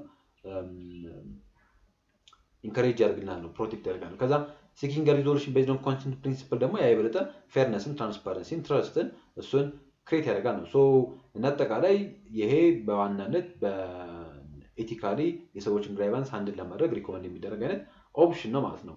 ሌሎቹ ለምን አይሆንም? ያው ለምሳሌ ሪፈር ማድረግ ምክንያቱም አንዳንድ ችግሮች በቀላሉ እዛው መፈታት የሚችሉ አይነት ችግሮች ከሆኑ ስለዚህ ቀድመን ወደ ላይ ዝም ብለን ሪፈር ከማድረጋችን በፊት እዛው ችግሮቹን አድሬስ ለማድረግ መሞከር አሪፍ ነው። ከዛ ጭማሪ ዲሌይ ማድረግ የበለጠ ችግሩን እያወሳሰበው ነው የሚመጣው። ኢግኖር ማድረግ በተመሳሳይ መልኩ ሰው ከዚህ አንፃር መልሳችን ዲ ይሆናል። Question number 42. The process by which individuals detect and interpret their sensory impressions to give a meaning to the environment is referred to as A. Attitude, B. Learning, C. Perception, D. Personality. እንግዲህ ከሚከተሉት ውስጥ the process by which individuals detect and interpret their sensory impression ነው የሚለው ማለት ያላቸውን ሴንሰሪ ዩኒት ኢምፕሬሽን ዲቴክት ኤንድ ኢንተርፕሬት የማድረግን ሂደት ምን ብለን እንጠራለን ነው። እንዲሁም ደግሞ ጊቭ ኤ ሚኒንግ ቱ ዘ ኢንቫይሮንመንት ሪፈርድ ቱ አስ አቲቲዩድ፣ ለርኒንግ፣ ፐርሰፕሽን፣ ፐርሰናሊቲ። ሶ የትኛው ጥያቄ መልስ የሚሆነው ሲ ፐርሰፕሽን ነው። ፐርሰፕሽን ነው። ምክንያቱም ፐርሰፕሽን ብለን የምንጠራው ኮንሴፕት አሴ ኮንሴፕት ማለት ነው the process of ምን ተብሏል? detect and interpret sensory impressions and give a meaning to the environment ተብሏል። ምሳሌ የምናየውን ነገር የምንሰማውን ነገር የምንቀምሰውን የምንዳስሰውን ነገር የሆነ ነገር ላይ ቴስት የማድረግ የሆነ ነገርን የመዳሰስ ያንን ነገር የመቅመስን ሂደትና ከዛ ለቀመስነው ላየነው ለሰማነው ለዳሰስነው ነገር ሚኒንግ መስጠትን ነው ፐርሰፕሽን ብለን የምንለው። ፐርሰፕሽን the way we see, the way we interpret, the way we think about the environment ይባላል። ልክ ስለ environment ፊል የምናደርገው ስለ environment የምንሰማው ስለዛ ነገር ነው ፐርሰፕሽን ብለን የምንጠራው። ፐርሰፕሽን የስሜት ህዋሳቶቻችንን በመጠቀም ከኤንቫይሮንመንት ስለምንቀበላቸው ስቲሙሎች የምንሰጠውን ኢንተርፕሬቴሽን ኦር ሚኒንግን ነው ብለን የምንጠራው ፐርሰፕሽን ተብሎ የሚጠራው። ፐርሰፕሽን ቤዚክሊ ያንን ሪፈር የሚያደርግ አይነት ኮንሴፕት ነው። ያንን ሪፈር የሚያደርግ አይነት ኮንሴፕት ነው። አቲቲዩድ የበለጠ ግምገማን ነው የሚያሳየው አይዘር ፖዚቲቭ ኦር ኔጋቲቭ የሆነ ፊሊንግን ያንን ነው አቲቲዩድ ብለን የምንጠራው እንጂ የሆነ ሴንሰሪ ዩናይት ኢንፎርሜሽኖችን መረጃዎችን ኢንተርፕሬት ማድረግ ሚኒንግ መስጠት መቻል አለ። አቲቲዩድ ለሆነ ነገር we may have a positive or we may have a negative attitude ነው። አቲቲዩድ ስንል እሱን ነው ሪፈር የሚያደርግልን። ለርኒንግ እና አጠቃላይ ኖሌጅን አኳየር ስኪልን አኳየር የማድረግን ሂደት ነው። ፐርሶናሊቲም ስንል ይሄ ስቴብል የሆነ የሰዎችን ባህሪ የሚያሳይ የሰዎችን ትሬት የሰዎችን መገለጫ የሚያሳይ እንጂ የሆነ አይነት ኢንፎርሜሽንን ኢንተርፕሬት የማድረግ የሆነ አይነት ኢንፎርሜሽንን ለሆነ አይነት ኢንፎርሜሽን ሚኒንግ የመስጠትን ሂደት አለ ፐርሶናሊቲ የሚያሳየን። ሶ መልሳችን የሚሆነው ሲ ነው። እሺ ፐርሰፕሽን ማለት ፕሮሰስ ባይ ዊች ኢንዲቪጁዋልስ ዲቴክት ኤንድ ኢንተርፕሬት ዲቴክት የሚያደርጉበት ከዛ ደግሞ ኢንተርፕሬት የሚያደርጉበትን ሂደት ኮልት ፐርሰፕሽን ብለን እንጥራለን። ፐርሰፕሽን ተብሎ ይጠራል ማለት ነው። Question number 43. What does the current ratio measure? Current ratio measure የሚያደርግን ምንድን ነው? A. Profitability, B. Long term solvency, C. Short term liquidity, D. Asset turnover ይሆናል። እንግዲህ current ratio measure የሚያደርግን ምን ነው ስንል basically current ratio ማለት ነው ከሚለው እንነሳ። Current ratio is basically measures the firm ability to pay its short term obligation በመባል ይጠራል። ስለዚህ የአጭር ጊዜ ኦብሊጌሽኖቹን by using its current asset ያለውን current asset በመጠቀም ያሉበትን የአጭር ጊዜ ግዴታዎች የአጭር ጊዜ ላይቢሊቲዎችን ፔይ የማድረግን ኤቢሊቲ ይኮልት current ratio ተብሎ ይጠራል። current ratio ተብሎ ይጠራል። current ratio basically ሁሌም ቢሆን ኮምፔር የሚያደርገን ያለንን current asset ካለብን current liability ጋር ኮምፔር ያደርጋል። So a high current ratio indicates that the company is better able to meet a short-term debt when they become a due. ስለዚህ high unit current ratio አለብን ማለት high unit current ratio አለን ማለት ያምን የሚያሳየን it indicates that the company is better able to meet the short-term debt. ያለበትን debt በቀላሉ ማድረግ ይችላል ከቨር ማድረግ ይችላል ማለት ነው። ስለዚህ ያንን የሚያሳየን high unit current ratio low current ratio አለ ማለት ደግሞ እንደተቀረ ያለን በካምፓኒያችን ውስጥ ያለው አሴት ሪሊ ያለብንን ዕዳ ከቨር ለማድረግ የሚያስችል አይደለም የሚለው ነው የሚያሳየን። አሁን ከሚከተሉት current ratio ሜዠር የምናደርግበት ማንኛው ነው የሚለናል። so the answer will be C ይሆናል። ያመጣው short term liquidity በመባል የሚጠራው profitability በዋናነት ተቋማችን ምን ያክል ፈርም ጀነሬት አደረገ የሚለውን ነው የሚያሳየው። ስለዚህ ወይ በፕሮፊት ማርጂን ወይ ላይክ እንደ ሪተርን ኦን ኢንቨስትመንት ሪተርን ኦን ምናምን ያለ በምንጠራው በሱ ነው ቼክ የምናደርገው። ሎንግ ተርም ሶልቨንሲ ይሄኛውም የበለጠ የሎንግ ተርም ኦብሊጌሽን ላይ ትኩረት ያደርጋል። ልክ እንደ ዴብት ሬሽዮ ኢኩዊቲ ሬሽዮ የምንጠራቸውን እነሱን በመጠቀም ነው እንጂ የከረንት ሬሽዮ ወይም ደግሞ ሾርት ተርም ላይ ፎከስ የሚያደርጋለም። አሴት ተርኖቨር ሬሽዮም በተመሳሳይ መልኩ ላይክ አንድን ሴል ጀነሬት ለማድረግ ምን ያክል ሶፍ አሴትን ዩቲላይዝ አድርገን የሚለውን ላይ ትኩረት የሚያደርግ ነው። ስለዚህ current ratio measure የምናደርገው by using short term liquidity ነው። ሶ መልሳችን C ይሆናል። Question number 49. Among the following product promotion strategy emphasize on two-way personal communication between company representative and potential customer ነው። እንግዲህ በተቋማችን የሴልስ ሪፕሬዘንታቲቭ የካምፓኒ ሪፕሬዘንታቲቭ ወኪልና በፖቴንሻል ከስተመሮች መካከል እቃችንን ከኛ ሊገዙ በሚችሉ ደንበኞች መካከል የሚደረግን የኮሙኒኬሽን ሞዳሊቲ ፐርሰናል ኮሙኒኬሽን ነው። ቱ-ዌይ የሆነ ኮሙኒኬሽንን ምን ተብሎ ይጠራል? ኤግዚቢሽን ኤንድ ትሬድ ፌር፣ ሴልስ ፕሮሞሽን፣ ፐርሰናል ሴሊንግ ኤንድ ፐብሊሲቲ፣ ዲ ፐርሰናል ሴሊንግ ነው። ሶ ሂር the answer will be ዲ ፐርሰናል ሴሊንግ ይጠራል። ፐርሰናል ሴሊንግ ቱ-ዌይ የሆነ ሁለት ቱ-ዌይ ነው ማለት ቱ-ዌይ ማለት ፕሮሞተሩ as the same way አንደኛ ሴልስ የሚከውንበት ነው ሽያጮች የሚሸጥበት የምንከውንበት ሜካኒዝም ነው። as the same way ደግሞ ምርታችንንም ኮሙኒኬት የማድረግንም ሂደት ነው የሚያሳየው ፐርሰናል ሴሊንግ ተብሎ የሚጠራው። ለዛ ነው ቱ-ዌይ ነው፣ ፐርሰናል ኮሙኒኬሽን ነው፣ በካምፓኒ ሪፕሬዘንታቲቭ እና በፖቴንሻል ከስተመር መካከል የሚደረግ ነው። ወይም ደግሞ it basically involves a direct interaction where the salespersons can explain the practice, answer the question, handle objective, persuade the customer ተብሎ ይጠራል። ከስተመራችንን persuade የምናደርግበት፣ ጥያቄዎችን የምንመልስበት፣ ስለ ፕሮዳክት በደንብ ኤክስፕሌን የምናደርግበት፣ ያሉ ዳውቶች ካሉ ጥርጣሬዎች ካሉ እነዛን ጥርጣሬዎች ክሊር የምናደርግበትን የፕሮሞሽናል ሜካኒዝም ነው ፐርሰናል ሴሊንግ ተብሎ የሚጠራው። ስለዚህ መልሳችን የሚሆነው ዲ ፐርሰናል ሴሊንግ የሚለው ማለት ነው። ኤግዚቢሽን ኦር ትሬድ ፌር ይሄ በለጠ ምርታችንን ዲስፕሌይ የምናደርግበትና ብዙ ሰዎችን አት ዋንስ ለመሸጥ ጥረት የምናደርግበት ሜካኒዝም ነው።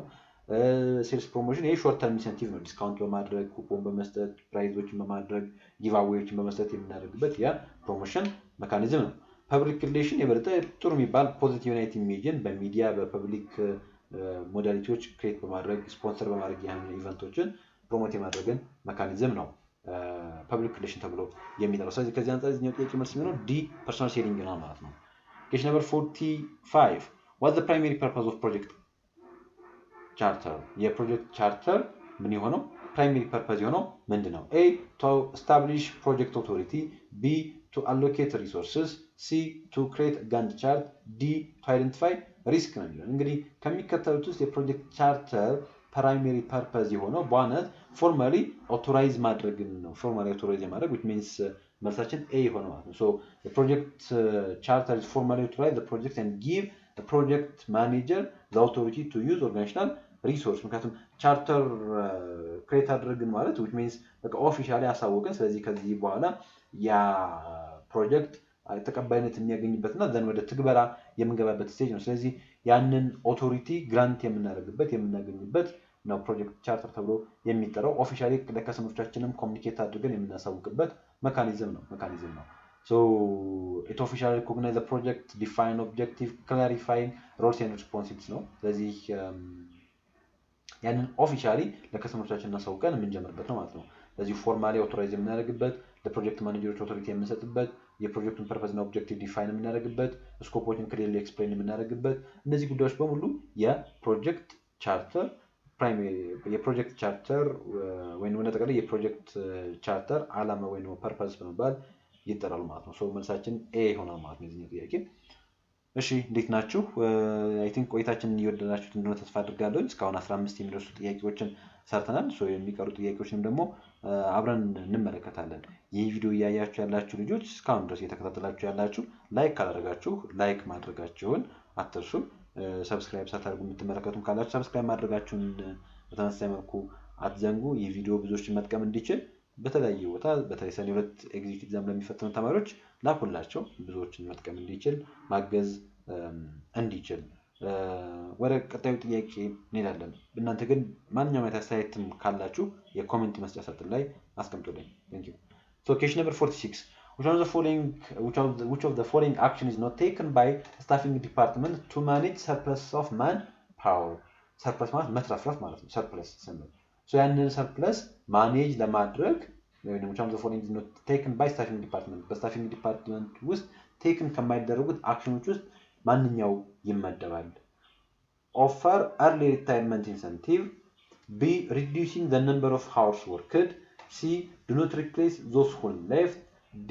expansions of the company and its jobs ነው የሚለው። እንግዲህ ከሚከተሉት which of the following is not taken by staffing department to manage surplus of manpower የማንፓወር ሰርፕለስ ማኔጅ ለማድረግ ሪኮመንድ ከማይደረጉት አክሽኖች ውስጥ ማንኛው ይመደባል ነው። ለስቲ ዋን ባይ ዋን ለምሳሌ ኦፈር early retirement incentive ይላል። ይሄኛው ቀድሞ ሰዎች ከሪታየር ከሚያደርጉበት ኤጅ በፊት ቀድሞ ሪታየር እንዲያደርጉ የምናደርጋቸው ከሆነ ስለዚህ ያንን ኤክሰስ የሆነ የወርክ ፎርስ ሪዲዩስ ማድረግ እንችላለን ማለት ነው። ሪዲዩስ ማድረግ እንችላለን ማለት ነው። ሶ we can manage the surplus ማድረግ እንችላለን ማለት ነው። ማኔጅ ማድረግ እንችላለን ማለት ነው። ከተጨማሪ reducing the number of hours worked so የስራ ሰዓትን በተመሳሳይ መልኩ ሪዲዩስ የምናደርግ ከሆነ we will share like the available workers among employees to avoid layoff so የሚኖር ሌኦፎችን ማድረግ እንችላለን ነው መቀነስ እንችላለን ነው። ከዛ do not replace those who left ያደረጉ ወይንም እንደተቃራኒ ከአንድ ተቋም የለቀቁ ሰዎችንም በተመሳሳይ መልኩ ካልተካን ሪፕሌስ ማናደርግም ከሆነ ይሄም በተመሳሳይ መልኩ የወርክ ፎርስ ሳይዛችንን ግራጁዋሊ ምን ያደርግልናል ነው ግራጁዋሊ ሪዲዩስ ያደርግልናል። So ከዚህ አንፃር the answer would be D, expansions of the expansion of the company and its job የሚለው ማለት ነው። ምክንያቱም this is not used in order to manage the surplus of manpower ምክንያቱም expansion የበለጠ increase demand for employees and rather than reducing excess staff ስለዚህ ያንን ስታፍ ሪዲዩስ ከማድረግ ይልቅ የበለጠ ደግሞ ሌላ ተጨማሪ ኤክሰስ የሆነ የወርክ ፎርስ ምን ያደርጋል ነው ሪኳየር ያደርጋል። ስለዚህ ከሚከተሉት ውስጥ በዋናነት የሰርፕለስ ኦፍ ማንፓወርን ማኔጅ ለማድረግ የማንጠቀመው አክሽን ማንኛው ነው ስለሚል the answer would be D ይሆናል ማለት ነው። so early retirement ኦፈር የምናደርግ ከሆነ ያለንን ኤክሰስ የሆነ የወርክ ፎርስ ሪዲዩስ ለማድረግ ያግዘናል። የስራ ሰዓት የምንቀንስም ከሆነ ተመሳሳይ መልኩ ያንን የሌበር ሰርፕለስ ሪዲዩስ ማድረግ እንችላለን። ቴምፖራሪ የለቀቁ ሰዎችንም ሪፕሌስ ማናደርግ ከሆነ ማንጠቀም ከሆነ በተመሳሳይ መልኩ ያም ያለን የሰራተኛ ነበር እየቀነሰልን ይመጣል። ወይስ ካምፓኒውን ግን ኤክስፓንድ ባደረግን ቁጥር የሚሰራውን ስራ እየጨመርን በመጣን ቁጥር ያ የስራ ፍላጎት እየጨመረ ይመጣል። የማንፓወር ኒዳችን በዛው ልክ እያደገ ይመጣል። which means ማኔጅ ሰርፕለሳችንን ማኔጅ ማድረግ አንችልም ማለት ነው። ሶ መልሳችን ዲ ነው የሚሆነው። Question number 47. Which of the buying behavior occur when the consumers are highly involved with an expensive, infrequent and risky purchase but see a little difference among brands? እንግዲህ when buying which of buying behavior እንግዲህ በዋናነት በተለይ ኮንሱመር ባይንግ behavior ላይ አራት አይነት የባይንግ behaviorዎች አሉት። ሶ ጥያቄው አሁን የሚለን ከሚከተሉት የባይንግ behaviorዎች ውስጥ when the consumers are highly involved ከስተመሩ ሃይሊ ኢንቮልቭድ ከሆነ ወይም ደግሞ ሃይሊ ኢንቮልቭድ ከሆነ ማለት በደንብ መረጃ ሰባስቦ በር ቆጥቦ ምን ብሎ የሚገዛ አይተም ነው ማለት ነው። ሃይሊ ኢንቮልቭድ ማለት ሶ if it's highly involved ከሆነ ፕላስ ደግሞ ኤክስፔንሲቭ የሆነ ውድ የሆነ ኢንፍሪኩዌንት የሆነ በተደጋጋሚ የማይገዛ ከዛ ሪስክ የሆነ ፐርቼዝ ከሆነ ፐርቼዝ ከሆነ but say little difference among brands ነገር ግን በብራንዶች መካከል ያለው ዲፈረንስ ሊትል ከሆነ ሶ ያንን አይነት የባይንግ ቢሄቪየር ምን ብለን እንጠራዋለን? ሃቢቹዋል፣ ዲሶናንስ ሪዲዩሲንግ፣ ኮምፕሌክስ፣ ቫራይቲ ሲኪንግ ነው ይላል። ሶ the answer would be B ዲሶናንስ ሪዲዩሲንግ ነው። መልሳችን B ነው የሚሆነው። ግን ምን ማለት ነው የሚለውን ትንሽ ኤክስፕሌን አድርግላችሁ አራቱን የባይንግ ቢሄቪየሮች። እንግዲህ ባይንግ ቢሄቪየር ወይስ የባየርስ ቢሄቪየር ብለን የምንጠራው በዋናነት ሰዎች አንድ አይተም በሚገዙበት ሂደት ውስጥ በሚጠቀሙበት ሂደት ውስጥ ኢቨን ዲስፖዝ በሚያደርጉበት ሂደት ውስጥ የሚያሳዩትን ባህሪ ነው ባየርስ ቢሄቪየር ብለን የምንጠራው። ስለዚህ ያን ባየርስ ቢሄቪየር በሁለት ነው ክላሲፋይ አድርገን የምንመለከተው። አንዱ የኮንሱመር ባይንግ ቢሄቪየር ብለን ለኛ ደግሞ የቢዝነስ ባይንግ ቢሄቪየር በመባል ይጠራል። ኮንሱመር ባይንግ ቢሄቪየር በውስጡ በአራት ክላሲፋይ ይደረጋል። ሶ ኮምፕሌክስ የሚባል የባይንግ ቢሄቪየር አለ። ኮምፕሌክስ ተብሎ የሚጠራ የባይንግ ቢሄቪየር ይሄ ልክ ሃይሊ ኢንቮልቭድ ነው ከስተመሩ ኮንሱመሩ። ከዛ በተጨማሪ ደግሞ ፍሪኩዌንት ፐርቼዝ የሚደረገው ኤክስፔንሲቭ ነው፣ ሪስኪ ፐርቼዝ ነው። ኤንድ ኦልሶ ምናለው በብራንዶች መካከል ሂውጅ ናይት ዲፈረንስ አለ። ሶ ሲግኒፊካንት ናይት ዲፈረንስ አለ። ስለዚህ ከዚህ አንፃር ያንን ኮምፕሌክስ ባይንግ ብለን እንጠራዋለን። ዲሶናንስ ሪዲዩሲንግ ደግሞ ይሄ ዲሳቲስፋክሽን ሪዲዩሰር ተብሎ ይጠራል። ማለት አይተሞች ውድ ናቸው፣ ነገር ግን በብራንዶች መካከል ያለው ዲፈረንስ ግን ሊትል ቢት ነው ያን ያክል ሲግኒፊካንት የሚባል አይነት ዲፈረንስ ላይኖራቸው ይችላል። ግን በኋላ ከማያውቁት ሰይጣን ከማያውቁት መልአክ ብለን ነው አይተሞቹን ሁሉ የምንገዛ። ያንን ዲሶናንስ ሪዲዩሲንግ መባል ይጠራል። በኋላ ሊፈጠር የሚችል በኋላ ይሄን ነገር እንኳን ባልገዛው ይሄን ነገር ብገዛ ብለን ሊፈጠር የሚችል አይነት ዲሳቲስፋክሽን ቀድመን ሪዲዩስ የምናደርግበት ነው ዲሶናንስ ሪዲዩሲንግ ሲባል እሱን የሚያሳየን። ከዛ ተጨማሪ ቫራይቲ ሲኪንግ አለ። ቫራይቲ ሲኪንግ ይሄኛው የከስተመር ሎ ኢንቮልቭመንት ያለበት በብራንዶች መካከል ሲግኒፊካንት ዲፈረንስ አለ። ነገር ግን ሰዎች ፎር ዘ ሴክ ኦፍ ቫራይቲ አዲስ ነገር ለመሞከር አዲስ ነገር ቴስት ለማድረግ ሲሉ ከአንዱ ብራንድ ወደ አንዱ ብራንድ ሽፍት የሚያደርጉበትን ሂደት ደግሞ ቫራይቲ ሲኪንግ ተብሏል። ሃቢቹዋል ባይንግ ቢሄቪየር ይሄ ሎ ኢንቮልቭመንት የሆነና ፕላስ ፍሪኩዌንትሊ ፐርቼዝ የምናደርጋቸው ሎ ፕራይስ አይተሞችን ሃቢቹዋል ባይንግ ቢሄቪየር በመባል ይጠራል። ሃቢቹዋል ባይንግ ቢሄቪየር በመባል ይጠራል ማለት ነው። Question number 48. Which one of the following human resource practice is concerned with reasonable reconciliations of individuals, society and also organizational interests ነው የሚለው። እንግዲህ ከሚከተሉት ውስጥ የሂውማን ሪሶርስ ፕራክቲሶች ውስጥ በዋናነት ግለሰብን ከሶሳይቲ እና ከኦርጋናይዜሽን ኢንተረስት ጋር ሪካውንስል የምናስታርቅበትን መንገድ ምን ብለን እንጠራዋለን? ዴቨሎፕመንት፣ ኢንተግሬሽን፣ ፕሮኪውርመንት፣ ሜንቴናንስ። So here the answer would be B integration ተብሎ ይጠራል ማለት integration. So this function focuses on balancing and reconciling the interests of employees, the interests of individuals, the interests of organization and the interests of the society ተብሎ ይጠራል ማለት ነው። ኢንተግሬት የማድረግ reconcile የማድረግ recombine የማድረግ reconcile ባላንስ የማድረግ እንደተባለ የማዋሃድ ነው ስራ ነው ኢንተግሬሽን ብለን የምንጠራው። ዴቨሎፕመንት ያ የበለጠ ከዚህ ከትሬኒንግ ጋር የሚገናኝ ጉዳይ ነው። የበለጠ የሰዎችን ስኪል የበለጠ ኪያርዶዛቸውን ኢንሃንስ ማድረግ ላይ ፎከስ ያደርጋል። ፕሮኪውርመንትም ባለ ሰራተኞችን ሃይር ከማድረግ ጋር ሰሌክት ከማድረግ ጋር የሚገናኝ ጉዳይ ነው። ሜንቴናንስም የበለጠ የሰራተኞችን ዌልፌር ከማስጠበቅ ጋር የሚገናኝ ጉዳይ ነው። ሶ የበለጠ የኢንተርናሽናል ሪካውንስል የማድረግ ጉዳይ ግን ኢንተግሬሽን ብለን እንጠራዋለን። ሶ መልሳችን ቢ ይመጣል። Question number 49. To ensure data confidentiality during the transmissions over internet, which should be implemented ነው የሚለው። እንግዲህ የአንድን ዳታ ኮንፊደንሻሊቲ ሚስጥራዊነት የበለጠ ለማስጠበቅ በኢንተርኔት የምንላላካቸው ሜሴጆች የበለጠ የኮንፊደንሻሊቲያቸውን የበለጠ ፕሮቴክት ለማስጠበቅ ከሚከተሉት ውስጥ ኢምፕሊመንት የሚደረገው ማንኛው ነው? ኢንትሩዥን ዲቴክሽን ሲስተም፣ አክሰስ ኮንትሮል፣ ኢንክሪፕሽን፣ ፋየርዎል ይላል። ሶ ሂር the answer would be the best option የሚሆነው ሲ ኢንክሪፕሽን ይሆናል። አሁን ሌሎቹ በሙሉ እንደዚህ በተለይ የሴኩሪቲ ቱሎች ናቸው። ግን እዚህኛው ውስጥ በዋናነት የአንድን ዳታ ወይም ደግሞ የአንድን ኢንፎርሜሽን ኮንፊደንሻሊቲ ኢንሹር ለማድረግ የበለጠ ሪኮመንድ የሚደረገው ማለት ነው ካል ዛንስር ቢሲ ይሆናል። ሶ ኢንክሪፕሽን basically ensures data confidentiality during the transmission by converting data into unreadable form ማለት ወደማይነበብ አይነት ፎርም ነው ኮንቨርት የምናደርገው መጀመሪያ። ከዛ በኋላ አውቶራይዝድ በሆነ ፓርቲዎች ብቻ አክሰስ እንዲነበብ አድርገን ነው ኮንቨርት የምናደርገው። ሳይለንት ኢንክሪፕሽን በመባል ይጠራል። ዛኛው የኢንትሩዥን ዲቴክሽን ሲስተም በዋናነት አጠራጣሪ አይነት አክቲቪቲዎችን ዲቴክት የምናደርግበት የማድረግ ሂደትን ነው ኢንትሩዥን ዲቴክሽን ሲስተም ነው የምንጠራው። ስለዚህ ያ የበለጠ ላይክ ኮንፊደንሻል አይነት ሜሴጆችን ትራንስሚት ለማድረግ አይነት በደንብ ሰፖርት ያደርጋል። ሌላኛው አክሰስ ኮንትሮልን ሪስትሪክት የማድረግ ጉዳይ ማን ዳታ አክሰስ ያደርጋል ማን አያደርግም የሚለው ላይ ፎከስ ያደርጋል። ከዛ ላይክ የሆነ ቦታ ላይ ኢንተርኔት ላይ ሰራ የሆነ ቦታ ላይ ያ ዳታ አክሰስ ማድረግ እንዳይችል ማድረግ ነው አክሰስ ኮንትሮል ብለን የምንጠራው። ፋይርዎል ሌላኛው የኔትወርክ ትራፊክ በመባል ይጠራል እንጂ ዳታን ኢንክሪፕት የምናደርግበትን አይነት መንገድ አያሳይም። ስለዚህ ከዚህ አንፃር the best option would be encryption encryption። ስለዚህ አንድ ዳታ unreadable ወደ አይነት ፎርም ኮንቨርት በማድረግ በኢንተርኔት ትራንስሚት የማድረግ ሂደት ኢንክሪፕሽን እንለዋለን። ያ የበለጠ ኮንፊደንሻሊቲን ኢንሹር የምናደርግበት ሜካኒዝም ስለሆነ ማለት ነው። question number 50 which one of the following is the characteristics of intangible product ወይ ደግሞ ሰርቪስ በሮቴሽን ኢንታንጂብል ተብሎ የሚጠራው ፕሮዳክት ምን ስለሆነ ሰርቪስ ስለሆነ ከሚከተሉት ውስጥ የሰርቪስ ፊቸር ያልሆነው ማንኛው ነው? ኤ ኮንሰንት ፕሮዳክት ዴፊኒሽን፣ ቢ ፕሮዳክሽን ዩዥዋሊ ሰፓሬትድ ፍሮም ኮንሰምፕሽን፣ ሲ ፕሮዲውስድ ኤንድ ኮንሱምድ ሳይመልታኒየስሊ፣ ዲ ሎው ከስተመር ኢንተራክሽን ይላል። እንግዲህ ከሚከተሉት ውስጥ የኢንታንጂብል ፕሮዳክት ካራክተሪስቲክስ ያልሆነው ማንኛው ነው ጥያቄ ማንኛው ነው? ሶ the answer would be C ነው። መልሷችን ሲ ነው የሚሆነው። ግን ለምን ሲ ሆነ? ለምሳሌ ኤንን መከት ኮንስተንት የሆነ የፕሮዳክት ዴፊኒሽን አለ። ኮንስተንት የሆነ የፕሮዳክት ዴፊኒሽን ይሄ ፎልስ ነው። ይሄ የጉድስ ወይም ደግሞ ታንጂብል ተብሎ የሚጠሩ ፕሮዳክቶች ፊቸር ነው ኮንስተንት የሆነ የፕሮዳክት ዴፊኒሽን። ለምሳሌ ቶሺባ 1000 ላፕቶፕ ፕሮዲዩስ ቢያደርግ 1000 ላፕቶፕ ተመሳሳይ ሊሆን ይችላል። አንድ ኮንስተንት የሆነ ፕሮዳክት ዴፊኒሽን በቃ ኮር i5 የሆነ አይነት ፊቸር ፕሮዲዩስ ይደረጋል በማለት ያ ኮንስተንት የሆነ የፕሮዳክት ዴፊኒሽን ተብሎ ይጠራል። ዛሬ ግን ሆስፒታል የሚሄድ ሰው በሙሉ ተመሳሳይ አይነት ህክምና አግኝቷል የሚመጣው የተለየ ህክምና አግኝቶ የሚመጣው ለዛ ኢንኮንስተንት ፕሮዳክት ዴፊኒሽን ይባላል። ሆስፒታል ሲሆን ኢንኮንስተንት ነው። ላይክ እንደዚህ ማኑፋክቸሪንግ ተቋማቶች ላይ ሲሆን በብዛት ኮንስተንት የሆነ የፕሮዳክት ዴፊኒሽን ነው የሚኖረው ማለት ኮንስተንት የሆነ የፕሮዳክት ዴፊኒሽን ይኖራል ማለት ነው።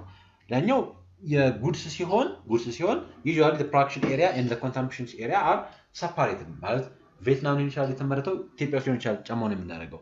ሰርቪስ ግን አገልግሎት ሲሆን ግን እዛው ፕሮዲዩስ የተደረገ እዛው ኮንሱም የሚደረግ ነገር ነው። አገልግሎት ፕሮዲዩስድ ኤንድ ኮንሱምድ ሳይመልታኒየስሊ ተብሎ የሚጠራው ከዚህ አንፃር ነው። ለምሳሌ እናንተ የማሳጅ አገልግሎት የማሳጅ አገልግሎት እየሰጣችሁ ራሱ እዛው ኮንሱም እያደረጋችሁት ነው።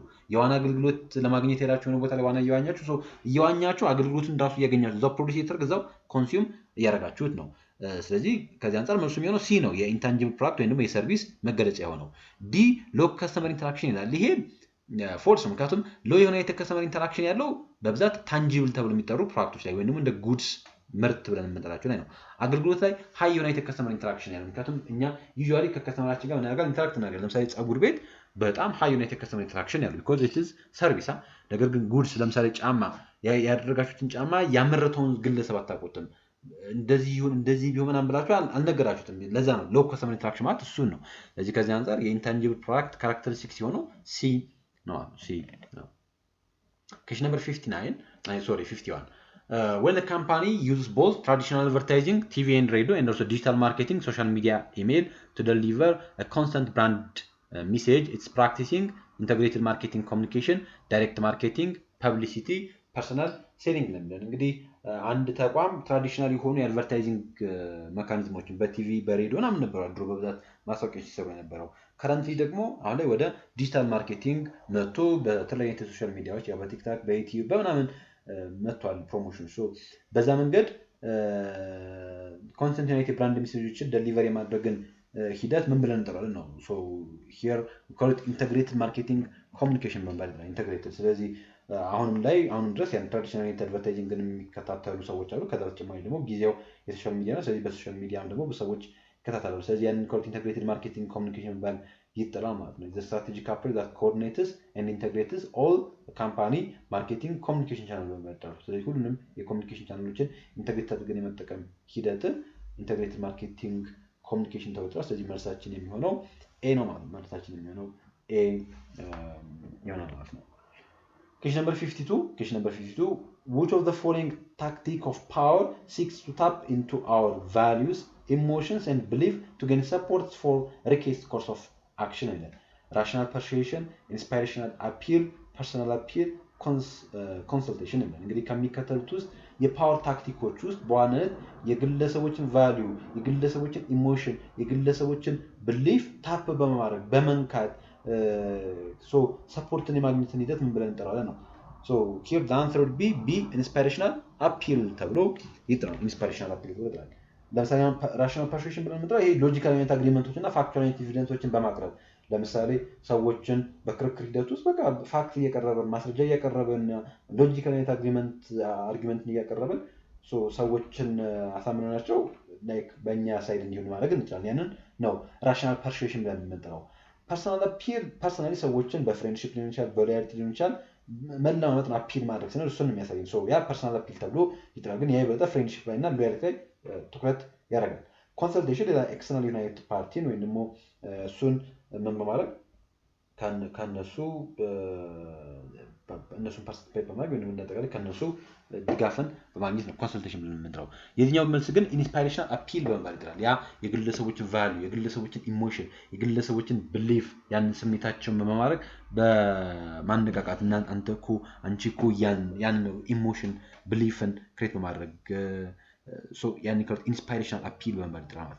ሰዎች ኢንስፓየር እንዲሆኑ፣ እንዲነቃቁ፣ ሞቲቬትድ እንዲሆኑ አድርገን የእነሱን ሰፖርት የማግኘት ሂደት እና የእነሱን ሰፖርት የማግኘት ሂደት የዚህና የፓወር ታክቲክ ኢንስፓይሬሽናል አፒል ተብሎ ይጠራል። question number 53 why quality function deployment KFD is called the voice of the customer? quality function deployment በብዛት quality of voice of the customer በመባል ይጠራል። ለምን voice of the customer ተብሎ የሚጠራው? A it speed up manufacturing process የማኑፋክቸሪንግ ፕሮሰስን speed up ስለሚያደርግልን።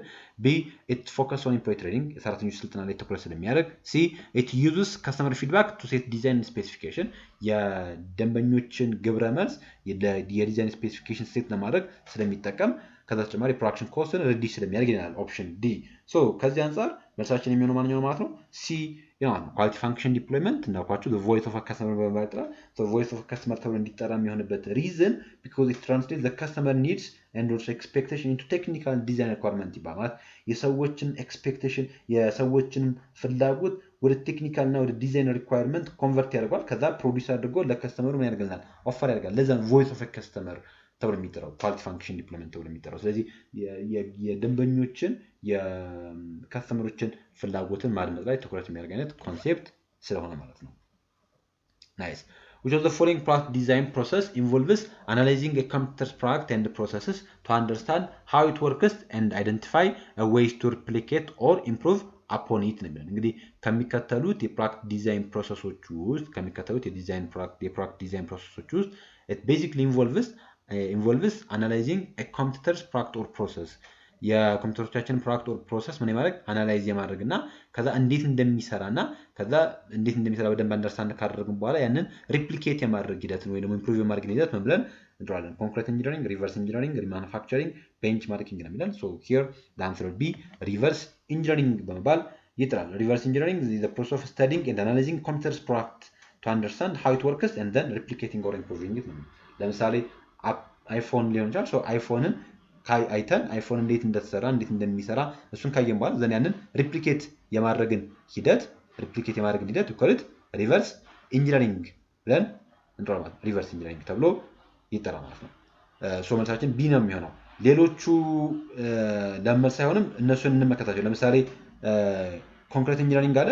ኮንክሪት ኢንጂነሪንግ ይሄ የፕሪ ፕሮዳክሽን ሚቲንግ በመባል የሚጠራ ሲሆን በዋናነት ትኩረት የሚያደርገው አንድ ምርት ዲዛይን ከማድረጋችን በፊት ፕሮዲዩስ ከማድረጋችን በፊት ስለ ፕሮዳክቱን ዲዛይን ለማድረግ ወይም ደግሞ አጠቃላይ ኦቨርኦል ፕሮዳክሽኑን ዲሳይድ ለማድረግ ያለን ሚቲንግ ነው ኮንክሪት ኢንጂነሪንግ ተብሎ የሚጠራ። ዘ ዲዛይን አፕሮች ዌር ዲፈረንት ዲፓርትመንትስ ኦር ወርክ ዩኒትስ ፍሮም ዘ ዲዛይን ቲም ፍሮም ዘ ፕሮዳክሽን ቲም ፍሮም ማርኬቲንግ ቲም ሊሆን ይችላል ምን የሚያደርጉበት ብሪንግ ቱጌዘር ኤንድ ወርክስ ሳይመልታኒየስሊ ኢን ኦርደር ቱ ዴቨሎፕ ፕሮዳክት ተብሎ ይጠራል። ፕሮዳክትን ዴቨሎፕ ለማድረግ ዲዛይንን ዴቨሎፕ ለማድረግ ያንን ኮንክሪት ኢንጂነሪንግ ብለን ኮንክሪት ኢንጂነሪንግ ተብሎ ይጠራል።